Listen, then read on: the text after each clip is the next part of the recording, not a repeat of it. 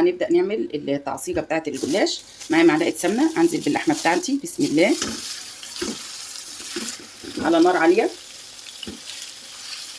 مش هقلبها، هفرطها بس كده من بعضها. اول ما تاخد لون من الناحيه الاولانيه هبدا اقلب فيه عشان اعصجها وافلفلها من غير ما تنزل ميه. كده يا حبايبي اللحمه بتاعتي فلفلت، هبدا اديها توابل، فلفل اسمر، بهارات مشكله، ربع معلقه حبان على لورا، اديها كمان الملح،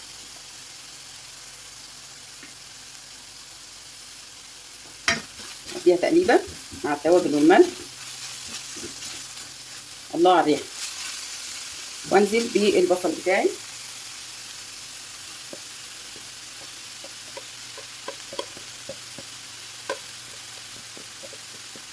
كميه البصل زي ما انت عايزه. اعصجها بقى مع البصله، اللحمه تكمل سواها والبصله تستوي، يبقى كده العصاج بتاعي جاهز. كده يا حبايبي معايا الصاج دهنته سمنه، ممكن سمنه على زيت اللي انت تحبيه، وهبدا انزل بالجلاش بتاعي.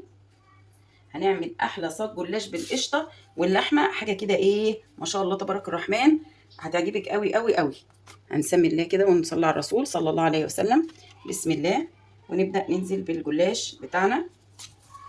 انا الصاج بتاعي كبير فبياخد لفتين من الجلاش، اللي هي اللفه نص كيلو، يعني هياخد كيلو من الجلاش. طبعا ما بين كل راق وراق هدي سمنه علشان يطلع معايا مورق وجميل، وما تكتريش، وبالفرشه كده علشان يبقى ايه خفيف، ما يبقاش ايه دسم معاكي. هكمل بقى اول لفه جلاش واوريكم هنعمل ايه. انا دهنت كده اول رق اهوت بالسمنه. هبدا اوزع معلقتين قشطه علشان انا عايزه الجلاش بتاعي ياخد طعم القشطه، هيطلع كده حاجه ايه عسل عسل عسل. القشطه دي يا حبايبي انا بجمعها من وش اللبن، وبرضو افردها بالفرشه كده علشان التطعيمه تبقى في الصاج كله، يعني انا اكل اي قطعه الاقي الطعم معايا في كل قطعه انا باكلها. هكمل كل الصاج بالطريقه ديت عشان ما اطولش عليكم واوريه لكم.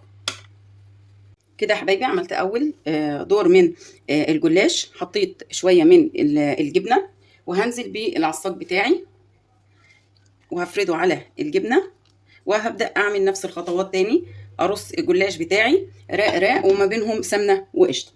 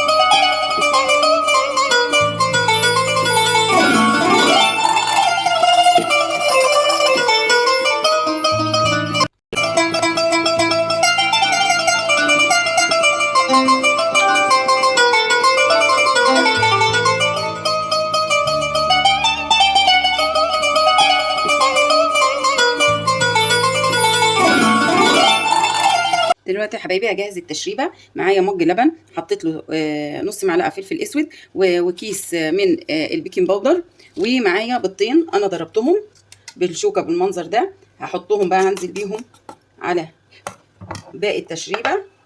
هقلب التشريبه دي كويس قوي قوي مع بعض. معلش اللبن بتاعي كان دافي علشان كده الايه البيكنج باودر معايا فار. كده يا حبايبي جهزت التشريبه بتاعتي اللي هي عباره عن مج لبن وبيضتين عليهم سنه فلفل اسمر وسنه ملح وكيس من البيكنج باودر. هو فار معايا كده لان الحليب بتاعي كان دافي، ففور البيكنج باودر. هوزع بقى الكميه على صينيه الجلاش بتاعي. فلفل اسود بس، اوزع بس كده بالتساوي واسيب الصينيه تشرب المقدار، وبعد كده ادخلها الفرن. مش هدخلها الفرن غير لما تشرب المقدار بتاعي كده وترتاح شويه. ممكن تحطيها في التلاجة لغايه ما تشرب المقدار بتاعك ده كله، وهتطلع معاكي حاجه ايه زي العسل. وبعد ما هتشرب المقدار احنا هنضيف لها سمنه وقشطه على الوش، بس ايه تشرب المقدار بتاعها كله. يا بسم الله ما شاء الله تبارك الرحمن، بدا ايديا مش تاخد معايا وقت. هنسيبها بقى تشرب براحتها وبعد كده نكملها. كده يا حبايبي وزعت القشطه على الوش، اوزع كمان معلقتين من السمنه مع القشطه، وهدخلها فرن على درجه حراره من 180 ل 200، مش اكتر من كده. هتستوي معايا وتطلع مورقه وجميله وتاخد لون تحفه. كده يا حبايبي ما شاء الله تبارك الرحمن، صينيه جلاش بالقشطه واللحمه والجبنه، حاجه كده فوق الخيال، حكايه مزيكا سيمفونيه. شايفين؟ بسم الله ما شاء الله تبارك الرحمن. شايفين؟ تسويه ممتازه 10/10، لون جبار، توريقه زي العسل. بصوا بقى السوا بتاعها، بس هي سخنه جدا. بصوا السوا كمان من تحت 10/10، بألف هنا وشفا.